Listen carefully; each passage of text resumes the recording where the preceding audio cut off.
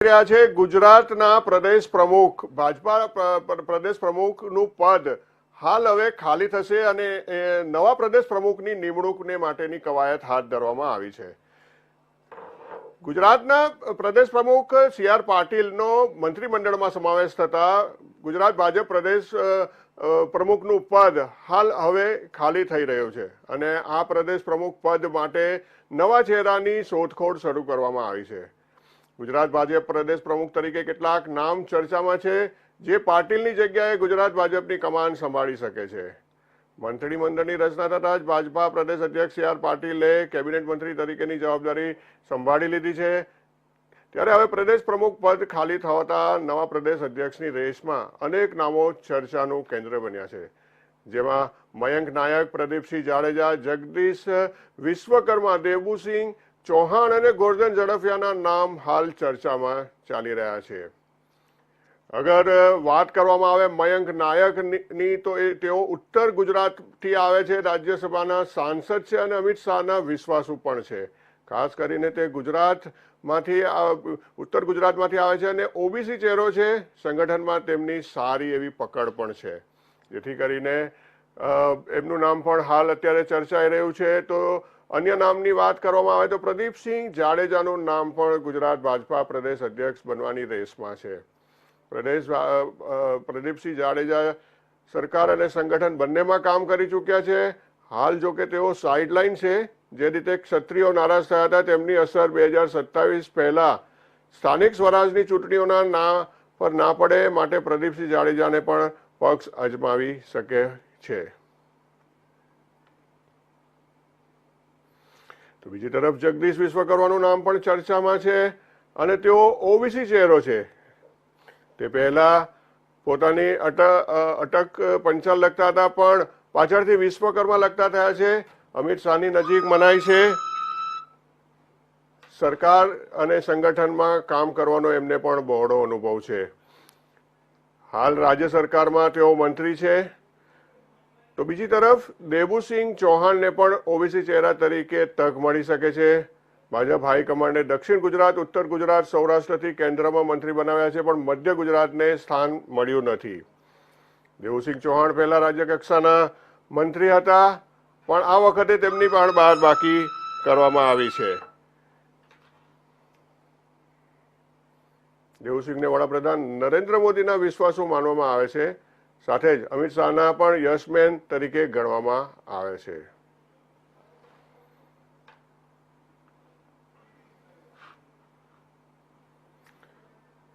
તો સાથે સાથે ગોરધન ઝડફિયાને પણ પાટીદાર ચહેરા તરીકે સ્થાન મળી શકે છે, કારણ કે તેઓ સૌરાષ્ટ્રના પાટીદાર ચહેરા તરીકે સિનિયર અને અનુભવી ચહેરો છે।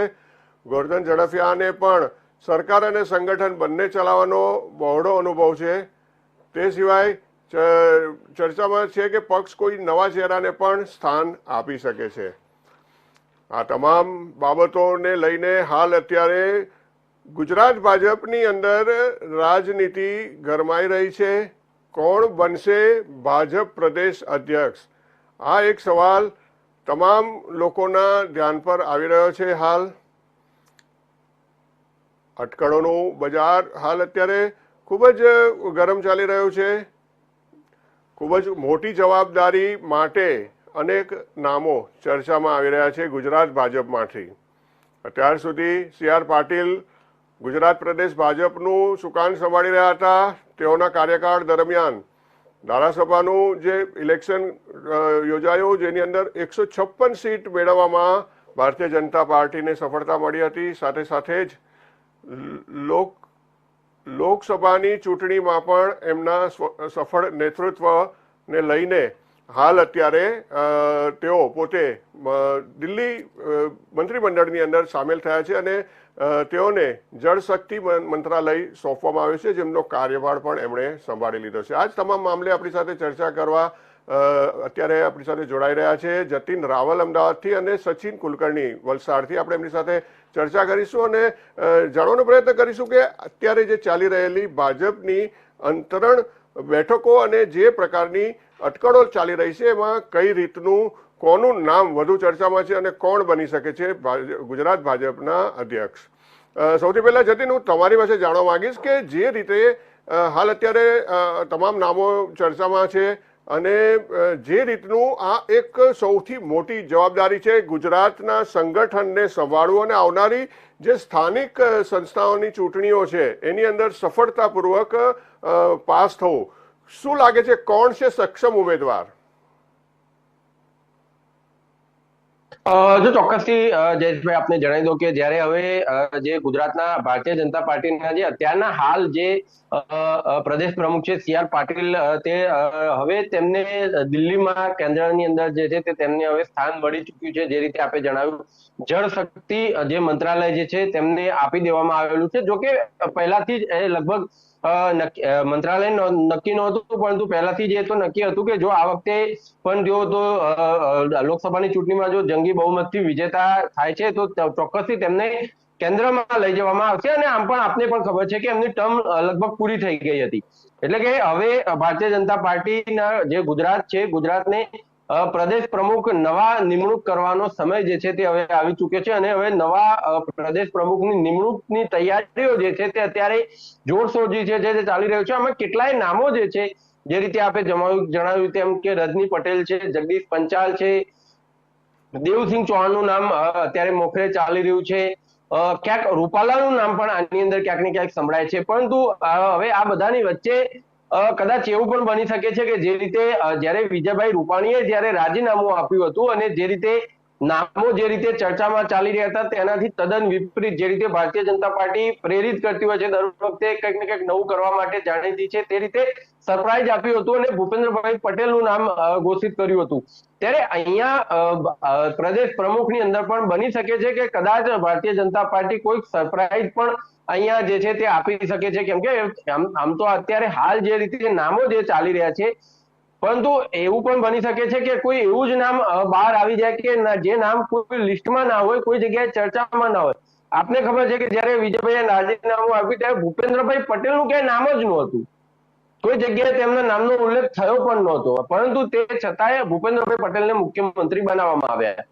અને જયારે સી આર પાટીલ બન્યા ત્યારે પણ ઘણા બધા નામો જે હતા તે લિસ્ટની અંદર ચાલી રહ્યા હતા, પરંતુ સી આર પાટીલને ગુજરાતના પ્રદેશ પ્રમુખ બનાવવામાં આવે. ત્યારે હવે ફરીથી જયારે પ્રદેશ પ્રમુખ માટે ગુજરાતની ભારતીય જનતા પાર્ટી માટે જે અત્યારે ચળવળ જે ચાલી રહી છે, તેમાં બની શકે કે આમ તો અત્યારે રજનીભાઈ પટેલ પણ છે, દેવસિંહ ચૌહાણ છે, પરસોત્તમ રૂપાલાનું પણ ક્યાંક નામ ચાલી રહ્યું છે. અને સાથે સાથે કહી શકાય કે બીજા પણ ઘણા બધા એવા 3-4 હજુ બીજા નામો છે, જે પ્રદીપસિંહ જાડેજા પણ બની શકે કે કદાચ તેમને આપવામાં, ભૂપેન્દ્રસિંહ ચુડાસમા પણ જે છે તેમનું પણ ક્યાંક નામ ચાલી રહ્યું છે. પરંતુ જોવાની વાત એ છે કે હવે આમાંથી ભારતીય જનતા પાર્ટી કોણે નવું પ્રદેશ પ્રમુખ માટે નિયુક્ત કરે છે. કેમ કે એવું પણ છે, વાત એવી પણ છે કે હજુ જે બહારથી મંત્રીઓ આવ્યા છે તેમને સમાવવા માટે હવે ગુજરાતનું જે કહી શકાય કે જે મંત્રીમંડળ છે, મંત્રીમંડળનું પણ ક્યાંક વિસ્તરણ થાય, ટૂંક જ સમયમાં વિસ્તરણ થશે એવી ચર્ચાઓ જે છે તે અત્યારે જોરશોરથી ચાલી રહી છે. એવું પણ બની શકે કે કદાચ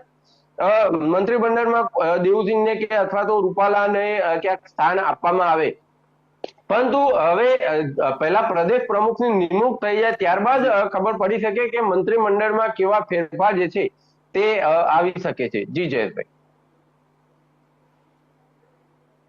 બિલકુલ બિલકુલ, મંત્રીમંડળમાં પણ ફેરફાર આવી શકે એમ છે અને ઘણા બધા નામો ચર્ચામાં છે. અને ભાજપની જે કેન્દ્રીય નેતૃત્વ છે એની અંદર ખાસ કરીને જોવામાં આવ્યું છે કે અચાનક કોઈક નવું જ નામ જે ચર્ચામાં હોય છે, તમામ ચર્ચામાં રહેલા નામોને છોડીને કંઈક નવું જ નામ સામે આવી જતું હોય છે, એટલે એ પણ અટકળો લગાવવામાં આવે છે કે કોઈક નવો ચહેરો પણ સામે આવી શકે છે. સચિન, હું તમારી પાસેથી જાણવા માંગીશ કે જે રીતે ચર્ચાઓએ જોર પકડ્યું છે પ્રદેશ પ્રમુખને લઈને, એ જ રીતે જે મંત્રીમંડળ છે, ગુજરાત વિધાનસભાનું મંત્રીમંડળ છે, એમાં પણ ઘણા ફેરફારો થવાની સંભાવનાઓ દેખાઈ રહી છે. અને કેટલાક મંત્રીઓ પાસેથી જે મંત્રાલયો છે એ પાછા લઈ લેવાની પણ શક્યતા દેખાઈ રહી છે. શું લાગી રહ્યું છે, કઈ રીતની જે હલચલો ચાલી રહી છે સરકારની અંદર, શું ચાલી રહ્યું છે, કઈ રીતના અહેવાલો મળી રહ્યા છે? જી જયેશ, જે રીતે અત્યારે જે સમગ્ર ઘટનાક્રમ થયો, ખાસ કરીને જે ચૂંટણી વખતે ભાજપનો આંતરિક બળવો પણ સપાટી પર આવ્યો હતો અને આ એક ભાજપ માટે ખૂબ મોટો ડ્રોબેક હતો. કારણ કે આ પહેલી વાર થયું છે કે વિરોધનો સૂર ઉપાડ્યો હતો. ભાજપે પોતાના ઉમેદવારોને બદલવાની વારો આવ્યો ત્યાં સુધીનો વિરોધનો સૂર ઉપડ્યો હતો અને આ એક ખૂબ મોટી સેટબેક કહી શકાય ભાજપ માટે, જેને લઈને હવે ભાજપે જે ચિંતન કરવું ખૂબ જરૂરી છે.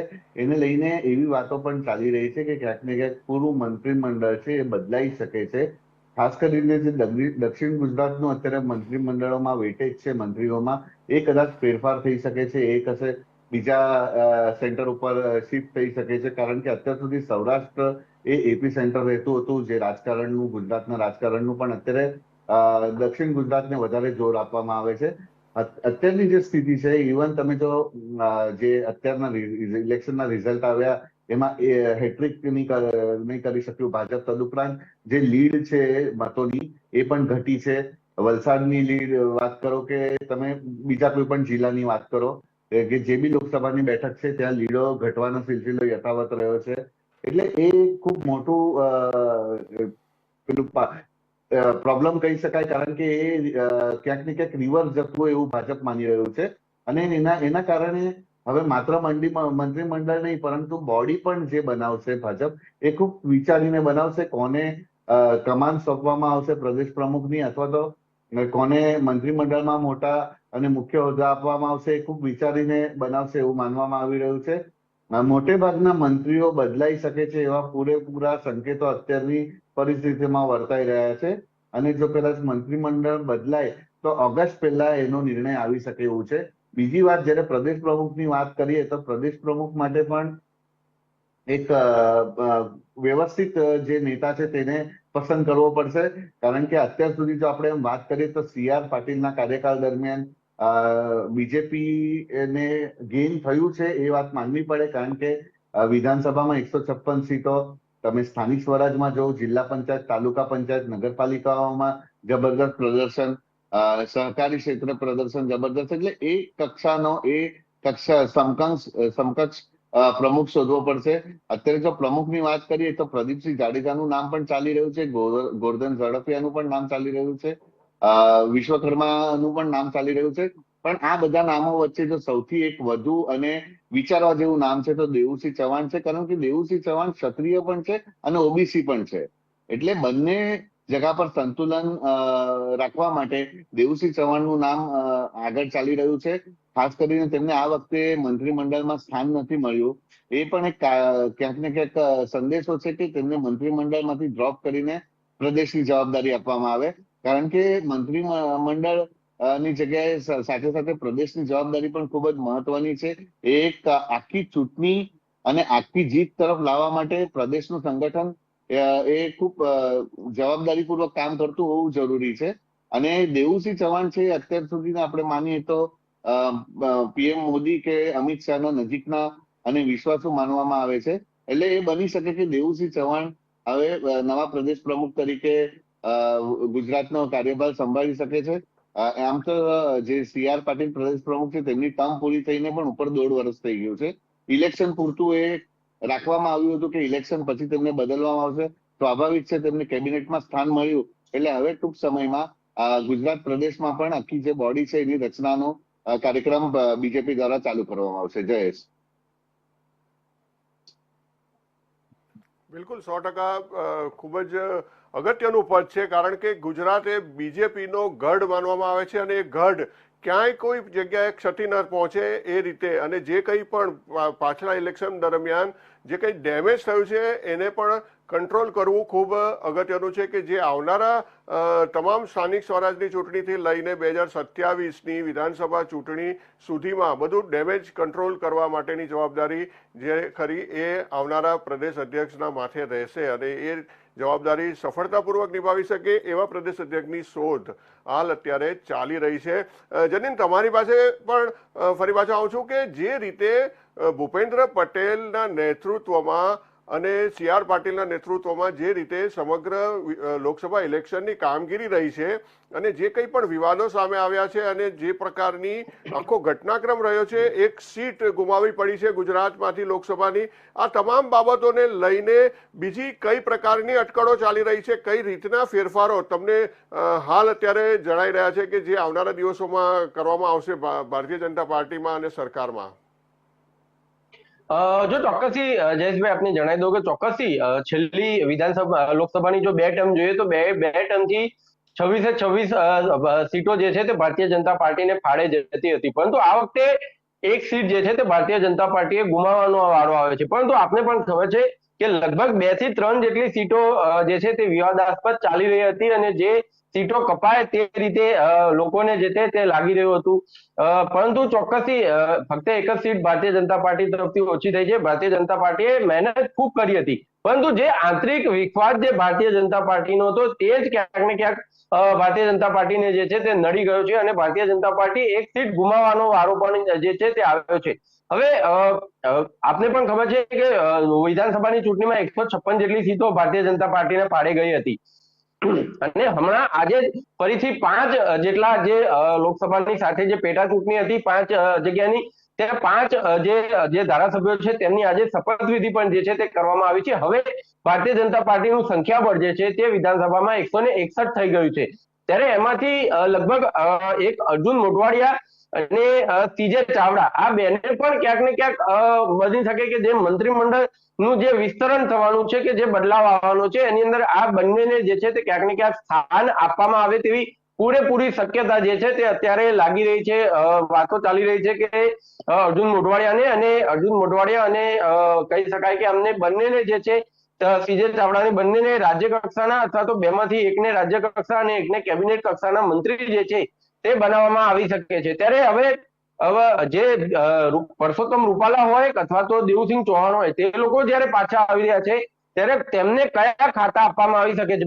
એવું પણ બની શકે કદાચ કે હજુ ઘણા બધા મંત્રીઓ એવા છે કે તેમની સાથે 4 થી 5 થી પણ વધારે ખાતા છે, એમાંથી કદાચ 1-2 ખાતા લઈ અને આ જે મંત્રીઓ આવે છે તેમને કદાચ આપવામાં આવી શકે. કદાચ એવું પણ બની શકે કે મંત્રીમંડળ આખું નવેસરથી જે છે તે સ્થાપિત કરવામાં આવે.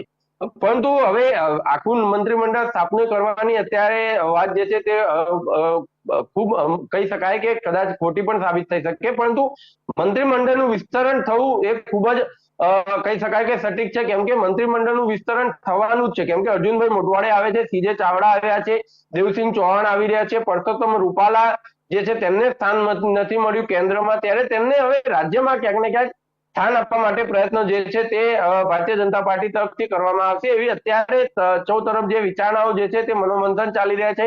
બેઠકો અત્યારે જે છે એના માટે ચાલી રહી છે. ભારતીય જનતા પાર્ટી માટે પણ પ્રદેશ પ્રમુખ માટે એક ખૂબ જ કહી શકાય કે એક સશક્ત જે નેતા હોય તેમને જ સ્થાન આપવામાં આવશે. એમાં બે નામ જે છે તે અત્યારે ચાલી રહ્યા છે, પરસોત્તમ રૂપાલા અને દેવસિંહ ચૌહાણનું નામ સૌથી પ્રથમ આગળ ચાલી રહ્યું છે હરોળમાં. જે રીતે આપણે પણ જણાવ્યું અને મારા સાથી મિત્ર સચિનભાઈ પણ જણાવ્યું હતું કે તે ક્ષત્રિયોમાં પણ આવે છે અને ઓબીસીમાં આવે છે, ત્યારે બંનેને સાચવી લેવા માટે તેમને કદાચ સ્થાન આપવામાં આવી શકે. કેમ કે અત્યારે હાલ જો જોવા જાવ તો હાલ મુખ્યમંત્રી જે છે તે પાટીદાર સમાજમાંથી આવે છે, ત્યારે એમાં જો એ રીતે જોવા જઈએ જાતિવક પ્રમાણે તો પરસોત્તમભાઈને કદાચ સ્થાન આપવામાં ન આવી શકે, કેમ કે મુખ્યમંત્રી પણ પાટીદાર સમાજમાંથી અને પ્રદેશ પ્રમુખ પણ પાટીદાર સમાજમાંથી. ત્યારે આનાથી બીજા વર્ગો જે છે તે ક્યાંક ને ક્યાંક નારાજ થઈ શકે છે. ત્યારે તમામ વર્ગોને સાચવી લેવા માટે કદાચ દેવસિંહ ચૌહાણને કદાચ સ્થાન આપવામાં પણ પ્રદેશ પ્રમુખનું સ્થાન આપવામાં આવી શકે, કેમ કે દેવસિંહ ચૌહાણ સશક્ત નેતા છે અને અત્યારે હાલ જે રીતે ભારતીય જનતા પાર્ટીમાં આંતરિક વિખવાદ ચાલી રહ્યો છે તેને ક્યાંક ને ક્યાંક તેઓ જે છે તે તેમાં ડેમેજ કંટ્રોલ જે છે તે કરી શકે તેમ સક્ષમ છે. જી જયભાઈ. બિલકુલ ડેમેજ કંટ્રોલ કરવું ખૂબ જ અગત્યનું છે. અને આપણે જે રીતે માનીએ છીએ કે જે પ્રકારની શિસ્તમાં માનનારી ભારતીય જનતા પાર્ટીને અંદર જે પ્રકારના હાલ અત્યારે વિવાદો એક પછી એક પાછલા ઇલેક્શન દરમિયાન સામે આવ્યા છે અને એનું ક્યાંક ને ક્યાંક ફળ પણ મળ્યું છે, ભારતીય જનતા પાર્ટીને નુકસાન પણ વેઠવું પડ્યું છે. અને આ તમામ બાબતોને ધ્યાનમાં રાખીને કોઈ એવા સક્ષમ નેતાને હાલ અત્યારે આ જવાબદારી સોંપવાની તૈયારીઓ ચાલી રહી છે. સચિન, હું તમારી પાસે એ જાણવા માંગીશ કે જે રીતના ડેમેજ કંટ્રોલની આપણે અત્યારે વાત કરી રહ્યા છીએ, ડેમેજ કંટ્રોલ કરવું ખૂબ જ હાલ અત્યારે મુશ્કેલ કામ જણાઈ રહ્યું છે ભારતીય જનતા પાર્ટી માટે. બીજી તરફ એવું પણ સાંભળવામાં આવી રહ્યું હતું કે ભૂપેન્દ્ર પટેલ પણ પોતાના પુત્રની નાદુરસ્ત તબિયતને કારણે વધુ પ્રમાણમાં સક્રિય રહેવામાંથી તેઓ છૂટવા માંગે છે અને ક્યાંક ને ક્યાંક મુખ્યમંત્રી પદ પરથી પણ એવી પણ ચર્ચાઓ ચાલી હતી કે મુખ્યમંત્રી પદ પરથી પણ તેઓ પોતે પણ હટી શકે છે, જાતે તેઓ આ નિર્ણય લઈ શકે છે, કેમ કે અગાઉ પણ એમણે પોતે મુખ્યમંત્રી પદ પરથી છૂટા કરવા માટેની વિનંતી કેન્દ્રીય મંત્રીમંડળ, કેન્દ્રીય જે સમિતિ છે એમની સમક્ષ કરી હતી, પરંતુ એ વખતે એમની આ માંગને અસ્વીકાર કરીને એમને કન્ટિન્યુ મુખ્યમંત્રી પદે ચાલુ રહેવા માટે જણાવવામાં આવ્યું હતું, પરંતુ ફરી પાછી એ જ સ્થિતિ આવી શકે છે. શું શું શું અહેવાલો છે જે રીતની અંદર ખાને ચર્ચાઓ ચાલી રહી છે ભારતીય જનતા પાર્ટીના વર્તુળોમાં? જી, એ વાત ચોક્કસ છે કે ભૂપેન્દ્ર પટેલ સીએમ એમના દીકરાને તબિયતના કારણે રાજીનામું આપવા માટે તેમને રજૂઆતો કરી હતી મોવડી મંડળને, હાઈકમાન્ડને, પરંતુ જે તે સમયે તેમને રોકાવા માટે કીધું હતું અને તેમને મુખ્યમંત્રી તરીકે કાર્યભાર સંભાળવા માટે કહેવામાં આવ્યું હતું. પરંતુ અત્યારે જે રીતે તે થોડા પારિવારિક કારણોસર ફરીથી તેમને રજૂઆત કરી છે એ પણ જાણકારી મળી છે અને આ બાબતે જે દિલ્હીમાં બેસેલા મોવડી મંડળે પણ એ વિચાર કરી રહી છે. બીજી ખાસ વાત એ પણ છે કે ગુજરાતની અત્યારે જો વાત કરીએ તો ગુજરાતમાં અધિકારીઓ ઉપર કાબુ નથી રહ્યો સરકારનો, એવું લોકચર્ચા અને એવી ચર્ચાઓ સંગઠનમાં પણ ચાલી રહી છે.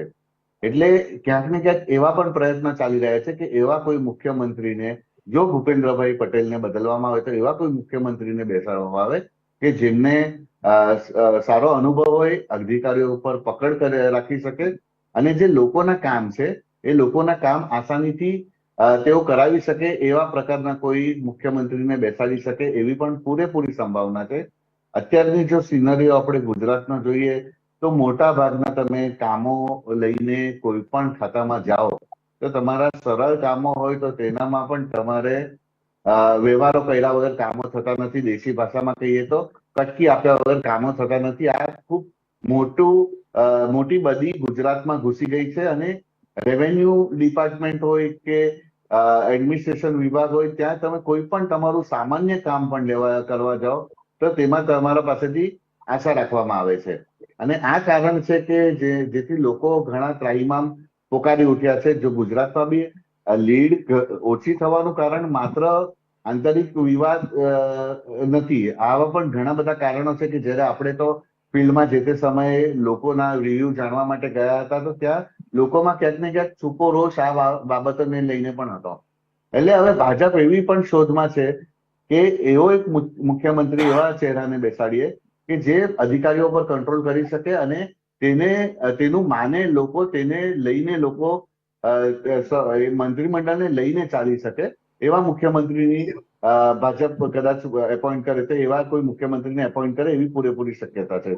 એટલે હવે જે આવનારો સમય છે એમાં મુખ્યમંત્રી પણ પદ પણ ખૂબ જરૂરી છે જો બદલાય તો, અને સાથે સાથે પ્રદેશ અધ્યક્ષ પદ પણ ખૂબ જ જરૂરી છે કે એક એવી પોતાની સેના બનાવે અને જે ભાજપમાં અત્યારે જેટલું ડેમેજ થયું છે એ ફરીથી સુધારી શકે. કારણ કે ભાજપ માટે ગુજરાત પ્રયોગશાળા છે અને જો ગુજરાતમાં ભાજપને ફટકો પડે તો એનો સંદેશો આખા દેશમાં ખૂબ જ ખરાબ જાય. જયેશ, બિલકુલ 100%ની વાત છે. અને જે પ્રકારે તમે કીધું કે ભ્રષ્ટાચારની જે વાતો છે એ ગુજરાતમાં હાલ ખૂબ જ વધી રહી છે અને એને કાબુ કરી શકે એવા મુખ્યમંત્રીની હાલ ગુજરાતને જરૂરત છે. ખૂબ ખૂબ આભાર સચિન તમારો પણ, અને જતીન તમારો પણ ખૂબ ખૂબ આભાર અમારી સાથે આ ચર્ચામાં જોડાયા અને જરૂરી માહિતી દર્શકો સુધી પહોંચાડી.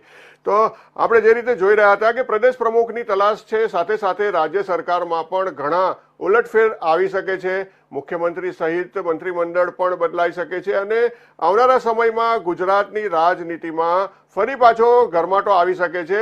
હવે જોવું એ રહ્યું કે કેન્દ્રીય મોવડી મંડળ કઈ રીતનો નિર્ણય લે છે અને કઈ પ્રકારના ફેરફારો ગુજરાતમાં થાય છે.